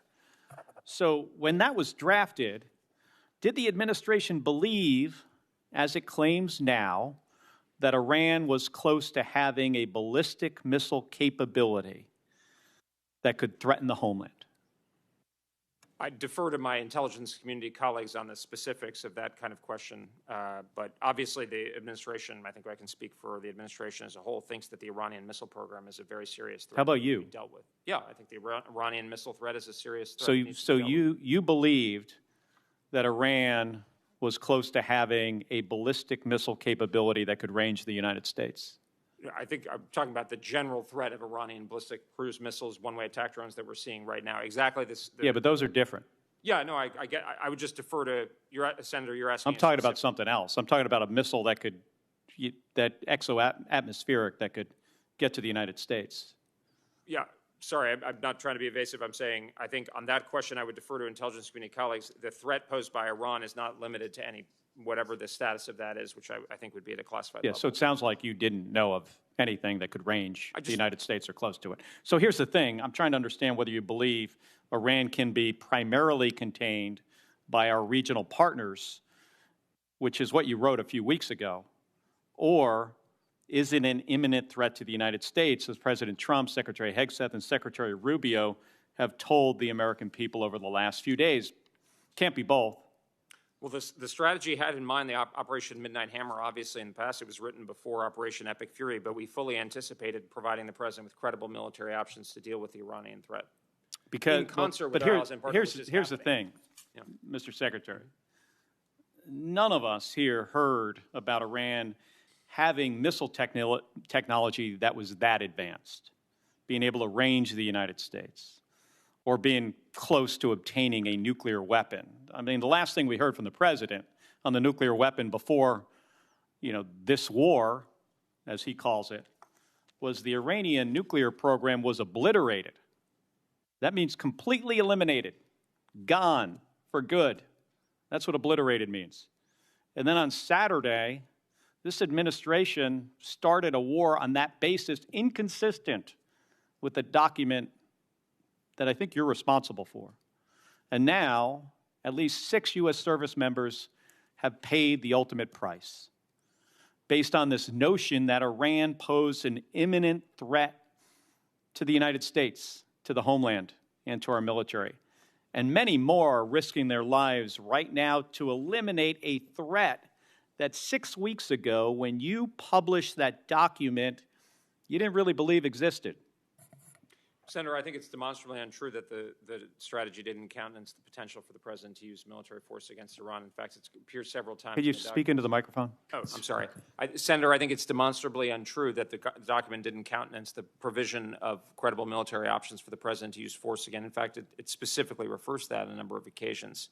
So, obviously, I think the military campaign that's underway, Operation Epic Fury, wouldn't you think that that would be a primary theater that we would be focused on in the document if that threat, that imminent threat to the homeland existed? I think the document countenances the employment by the president of military force globally as part of the strategy. Well, I'm about out of time, but I think it's important to say that we've seen this playbook before. It's what dragged us into a war decades ago, a bloody war in Iraq. And Secretary Colby, I think if you intend to avoid this mistake again, I think we got to rethink about how we need to be really straight with the American people about what's going on. Thank you. Thank you, Senator. Senator Banks. Thank you, Mr. Chairman. Securing the Western Hemisphere is not a distraction from deterring China. Securing our own backyard enables us to project power to the Indo-Pacific and beyond. Just look at Panama. Secretary Colby, does the removal of Chinese companies from the Canal Zone support our ability to surge forces to the Pacific? Thank you, Senator. I think the ability to operate freely and without any hindrance through the canal is absolutely essential. Or look at Venezuela, where the Maduro regime supplied heavily discounted oil to China. The same goes for Iran, by the way. How will reducing discounted oil shipments from Venezuela and possibly now Iran impact China? Well, Senator, thanks. I defer to my colleagues, but I think one of the things we're seeing is that this perception that everything was connected and that these were sort of aligned adversaries, as the last administration would put it, is actually not happening. The president, through his creative diplomacy, his flexible diplomacy, as well as the targeted use of force, has been able to break off in key respects, even working with a government that is obviously Maduro has been brought to justice or is being charged. But we can put a lot more, and they're much more compliant with a reasonable conception of our interests. And I think it actually is demonstrating and enlisting a lot of support in the region and beyond that's showing that, people, I think as Senator Scott said, people want to associate with our country. The NDS talks about our adversaries coordinating aggression across multiple theaters. If Iran were no longer a threat to the U.S. and our allies, how would that impact our ability to respond to coordinated aggression? Well, Senator, I think the degradation of Iranian military powers as the goal of the campaign being carried out will certainly lessen the threat of simultaneity in the Middle East and will put us in a better position from that point of view. And how would that free up military assets that could be assigned to Indo-PACOM? Well, I think if we, and I think I have a lot of confidence in our military forces that hopefully should put us in a position where Iran, at a minimum, is knocked significantly back. And as I've discussed with the minority members a lot, there may be a range of more, optimistic outcomes in terms of a fundamental change in the government in the Islamic Republic. But in any case, it will be significantly degraded and be put in a position where our model ally Israel, which is willing and able to take a lot more responsibility, our Gulf partners who are doing a lot, both defensively but also increasingly more assertively. Some of our European allies are now moving more assertively. I think that's going to put us in a position where obviously the United States will still play a very important role in the Middle East, needless to say, including militarily, but allow us to enable this focus on the First Island chain. I want to give President Trump a lot of credit for his historic arms sale to Taiwan in December. How do FMS cases like these contribute to Taiwan's ability to assist U.S. forces in the denial mission? So I think obviously the issue of Taiwan is a particularly sensitive one, and we are clear in the National Defense Strategy that we are not changing or seeking to change American policy or declaratory policy in any way. But of course, it has been the position of the United States for almost half a century to provide Taiwan with weapons of a defensive character and to oppose the use of violence or coercion to change the status quo. And I think our policies are consistent with that. Also consistent, as I spoke with the chairman about earlier, with this strong and clear but quiet. I think the defense strategy and approach of this administration is more focused on delivering on results. And I think you could favorably compare President Trump in that respect to President Biden, who was very vocal in a number of ways, but actually did less in terms of the ability to actually deter. And how important is it that Taiwan pass a special defense budget to fund these types of capabilities? Well, I wouldn't comment specifically on the issue of Taiwan, given its sensitivity, or seek to intrude, but I will say it is absolutely vital that our allies and partners who expect our defense to do their part for defense. And I think members of this committee, I think, have been making this point very clearly in a way that I think really... What was the question? I'm sorry, I didn't. About Taiwan passing a special defense budget to fund their defense capabilities. Thank you for that. And go ahead and take the time. I was just saying, members of this committee, I think, are making a very similar point, and I would say without specifically addressing the issue of Taiwan or et cetera. But in general, it's really critical that our allies and partners step up to defend themselves if they expect us to potentially defend them. So I think that message is really important. And I had 17 more questions, but the chairman took my time away. So with that, I yield back. One question per second. Thank you, Senator Banks. Senator Kane. Thank you, Mr. Chair. Been very patient, Senator Kane. Thank you, Mr. Chair. Thanks, Mr. Secretary. I don't like responding to colleagues after they've left the room, but colleagues race to other committee hearings. I get that. Senator Mullen asserted that the angst on this side of the aisle is because we don't like President Trump. He has misstated the concern. I think I can speak for most of my colleagues who have concerns and say our concern is this. Have we learned nothing from 25 years of war in the Middle East? More than 14,000 U.S. troops and contractors killed, more than 61,000 U.S. troops and contractors injured, including one on our committee, hundreds of thousands of civilian lives lost in Iraq and Afghanistan, $8.2 trillion by estimate is what the U.S. taxpayer has paid for the wars and the necessary VA care for those who've suffered and the debt we incurred to fund the wars. And so, you may criticize us for raising these concerns, but the nation, my Virginians, have lived through repeated deployments in wars that produced very little that people can see was worth that degree of sacrifice. to also make some corrections. For the record, the Iran deal was a bad deal. Well, both President Trump's Secretaries of Defense and State suggested he stay in the deal. He ignored their advice to get out of it, that it was going to lead Iran to a nuclear weapon. The first paragraph of the deal, Iran committed that it would never seek, develop, or acquire nuclear weapons. That was a forever promise that could have been enforced until President Trump tore up the deal. There was an assertion that, President Obama took us to war in Syria in 2013. No, President Obama proposed military action in 2013, and Democrats forced him to bring it to the Senate Foreign Relations Committee because we said you don't have the authority to wage war without a vote of Congress. We have upheld this constitutional standard against Democratic presidents, and we're going to uphold it pursuant to our oath against a Republican president. So that's what we are worried about. Have we learned nothing? We hope that this will not be a war that will lead to so many casualties, but 6 families are already being informed that their loved ones will never come home. And it may well be more than that. Mr. Colby, the National Defense Strategy, as the policy lead at the Pentagon, you play a key role in draftsmanship discussion, but then it goes up the ranks and it gets approved by the Secretary and it also gets approved by the President, correct?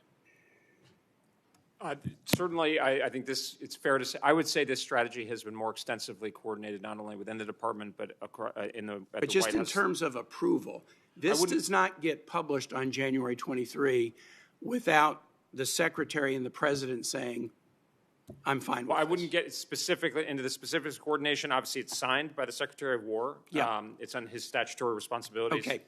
But I would also say I would assert that this is the most extensively coordinated defense strategy. So the Secretary of War is not going to issue it unless the President agrees. Now, this was January 23, 6 weeks ago. I would say we don't do anything, and certainly not something as significant as this without being aligned with the President. We pay a lot of attention to that. So you've agreed with me and taken 10 seconds of my time to do so. So, the National Defense Strategy, no longer will the department be distracted by interventionism, endless wars, regime change, and nation building.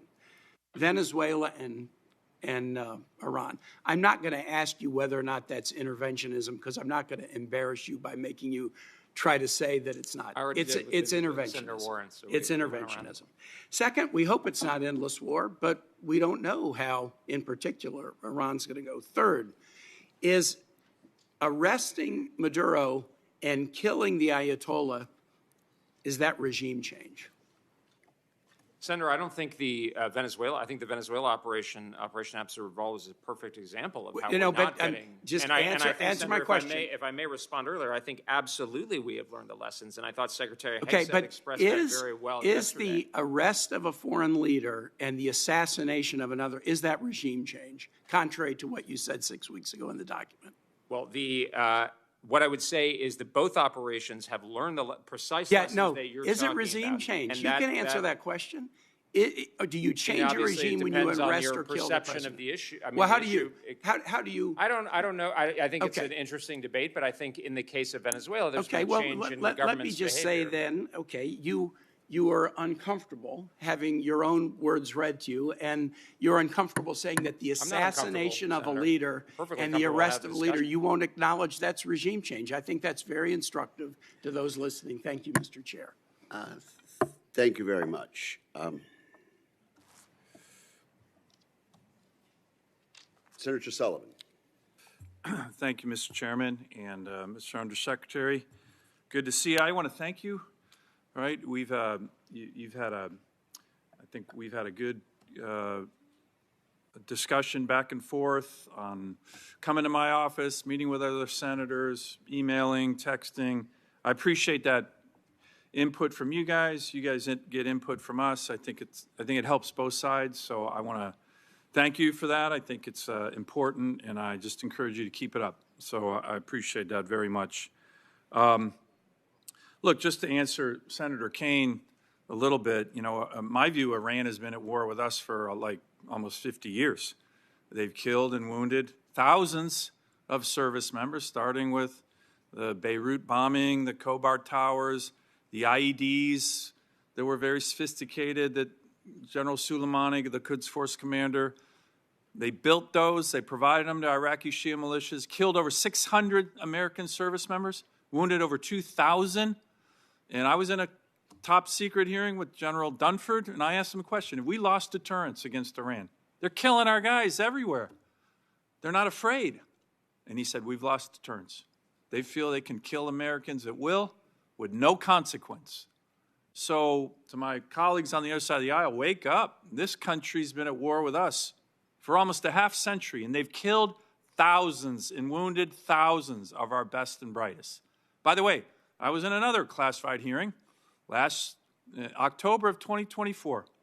All the top intel officials, this FBI director, 100 U.S. senators about election interference 1 month before the 2024 elections.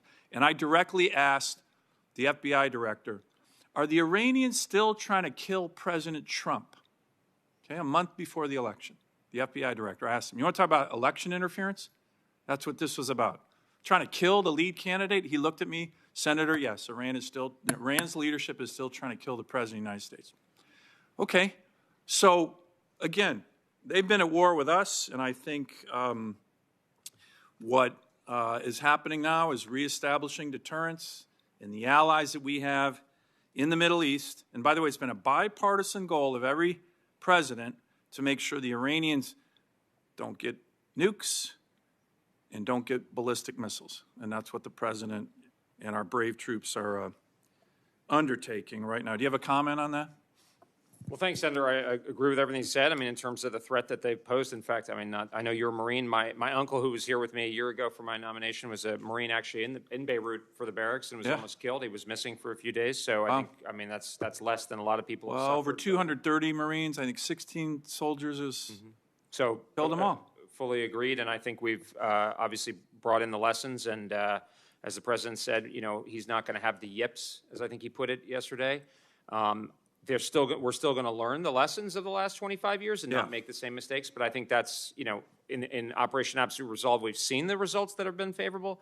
And we're in the early, I mean, it's something I just really stress without consuming your time, sir, but it's just we are at the earliest stages of this campaign. Yeah. So I just say no, that. It's dangerous. There's no doubt about it. Let me ask, there's been some articles about munitions and how we're running short of munitions. I don't know if that's true. I'm just reading the press. How are we doing on our defense industrial base? And do you want to send a message to any other countries around the world who might be reading, hey, America's low on munitions. Maybe it's our time to move on Taiwan or something like that. Do you want to send a message here in a public hearing like, don't think about it. We're not low on munitions. Where are we on that? Where are we on the industrial base? And do you want to send a clear message to anyone else who might be trying to undertake some mischief? I think our president has got the will and resolve to use the American military. He's not afraid of it. I would say, you know, he spoke on the issue yesterday of munitions, and I'll get back to that in a second. But I would say I know for a fact that our potential opponents are looking at the prowess of the joint force under President Trump and Secretary Hegseth's leadership, and they are intimidated, and they're right to be intimidated. We have a president with the resolve, and the Department of War is giving him the ability to do so with this strategy, but especially a $1.5 trillion budget. I know you've been a leader on that, sir. An overhaul national mobilization of our defense industrial base and allies who are actually stepping up. And are we making progress on the industrial-based munitions? I think we are. And should our potential adversaries around the world not read these articles about we're running low on munitions and think it's time to absolutely maybe move on Taiwan? I think we need to work hard on. Sorry, excuse me to interrupt, but I think we need to work hard on the defense industrial base. But nobody should get the wrong impression. We're ahead of the problem. Good. I'm going to submit records or questions for the record because I don't want to go over my time, Mr. Chairman. But I appreciate your visit to Alaska. We have ISEX going on up there with senior Navy officials this coming week. We had the top, the Chief of Staff of the Army up there. I visited with him and his leadership. So a lot of military up in the most strategic place in the world, and I look forward to submitting records on the Arctic. Senator Sullivan. The Secretary pointed out early in this hearing that his first visit after confirmation was in Alaska. Senator Gillibrand. Thank you. Mr. Secretary, thank you for appearing. The reason why so many people on this side of the aisle are so concerned, it's not that, as Senator Sullivan said, that we don't know that Iran is an enemy, that Iran has conducted so many terror attacks against the United States through its proxies, against our allies, multiple times, multiple years, over many, many decades. There is no confusion there. There's no love lost for the Ayatollah, and we are grateful for the strategic capability of the bravest men in the world, bravest men and women in the world in our armed services. They can do and execute any mission we give them with precision, with extraordinary bravery and courage, and they will serve regardless of what President Trump, what mission he sends them on. Now, the reason why there's so much consternation is because President Trump has not given us a clear reason why he is in Iran. If he wants to declare war on Iran, that is the job and responsibility of Congress under the Constitution. So he is subverting our authority in every respect. Second, he's had a mixed message. He's talked about regime change. The Secretary of Defense has talked about regime change. He's talked about take out the missiles. He's talked about take out the explosives, take out the centrifuges, and take out the capacity to create nuclear weapons. And he's used these messaging over many, many instances. And so we are rightly concerned that President Trump neither has the clarity or disposition to execute a mission that he feels is for the defense of America, because we've not heard that. We've not heard how this is an exigent circumstance where he must defend America. So from a policy perspective, since you are the Undersecretary of Defense for Policy, do you not agree that President Trump should be coming to Congress asking for an authorization for use of military force? Well, thank you, Senator. I defer to my colleagues, Office of General Counsel and others, in terms of the legal requirements. I do think that the military campaign that the President has directed does have clear goals. It's the destruction or degradation of the Iranian ballistic missile force and production capacity, as well as one-way attack drones, and the Iranian Navy, and, of course, always preventing Iran from getting a nuclear weapon. My understanding, and not speaking for the President in any way, but just listening extremely closely to him, is that he has indicated or stated that this is a unique historic opportunity for the Iranian people to take matters into their own hands. The fact is that there has been substantial degradation in the leadership of the Islamic Republic, and as you say, rightly say, Senator, that's no tears anywhere around here imputed. But I think the goals of the military campaign that he himself has directed are indeed clear. But those goals are ones that should be directed by Congress because they are declarations of war. And if he is indeed interested in America is backing you with overwhelming strength and devastating force, and Secretary Hegseth, all I want is people for freedom for the people, then you should have come to Congress first. That is not an exigent circumstance where we must defend the United States. His only authority under the Constitution is to protect America if they are being attacked or imminently going to be attacked. And so we believe that the American people have a right to know if we are going to get involved in a war. They have a right to be part of it through their representatives, Congress, their senators, their House members, to decide whether it's in America's best interest to go to war.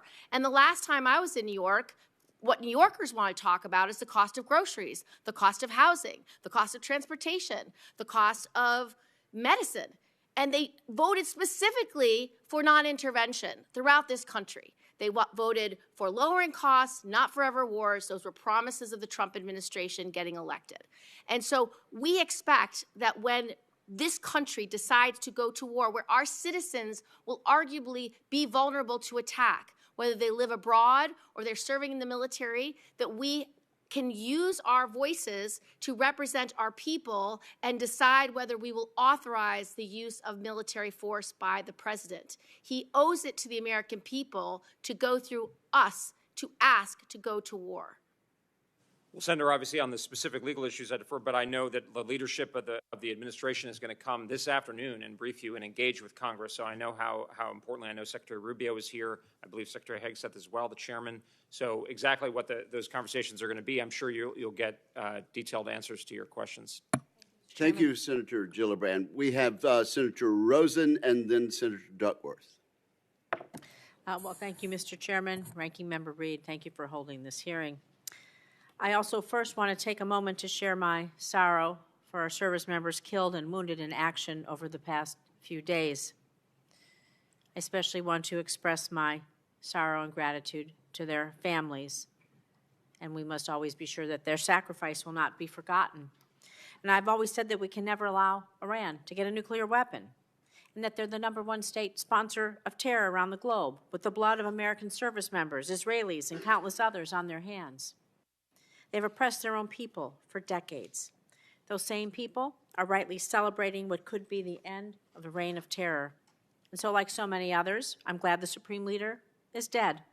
I believe the world is better off without him. But the President's past approach to armed conflict and his administration's history of repeatedly withholding information and misleading Congress raise concerns that he may be leading us into another protracted Middle East conflict without clear objectives, without presented evidence that an Iranian attack was imminent, and without, Senator Gillibrand said, authorization from Congress. Operation Epic Fury also appears to stand in contrast to the regional priorities of the National Defense Strategy that we're here to discuss today, and to Secretary Colby's own stated belief that the United States must shift focus from the Middle East. And so I hope today this hearing will provide some clarity. So, Secretary Colby, I'm going to move on and talk about cyber strategy. Cyber capability is integral to the success of all of our military operations. We're seeing it right now with Operation Epic Fury. Military power is no longer just about bombs, bullets. Cyber has evolved into a fully integrated domain of warfare. So now more than ever, we need a cyber workforce equipped with the expertise to defend our networks, to execute offensive operations in a rapidly changing battle space, to achieve America's national security objectives. The domain has shifted. We can't fight today's digital wars with outdated and inflexible personnel structure. However, the NDS sparingly mentions cyber. I'm surprised at how little emphasis has been placed on cyber as compared to other capabilities discussed. It does not engender much confidence that cyber is being treated with the necessary respect and understanding of its significance in every area that we engage in. Not sure it's an urgency or a priority for this administration. So why does the strategy fail to prioritize offensive and defensive cyber capabilities required for addressing today's conflict in the cyber environment?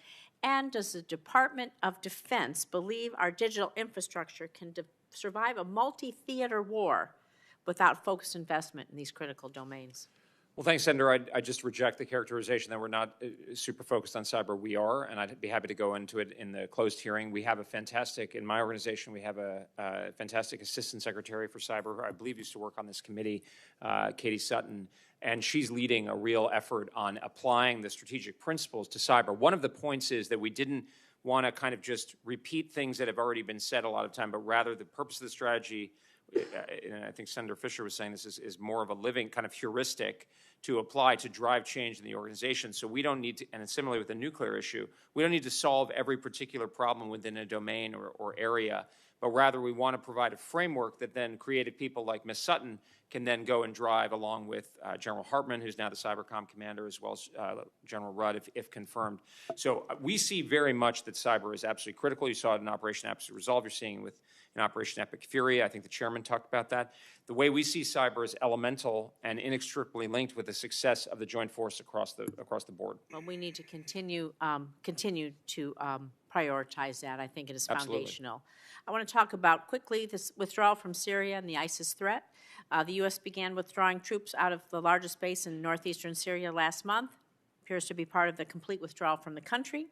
I was pleased to see Syrian government join the Defeat ISIS campaign. We've seen repeated ISIS attacks over the last several months, including one in December, resulted in the death of 2 U.S. soldiers and a civilian interpreter, as well as the breakouts of up to 20,000 ISIS-affiliated individuals from Al-Hol.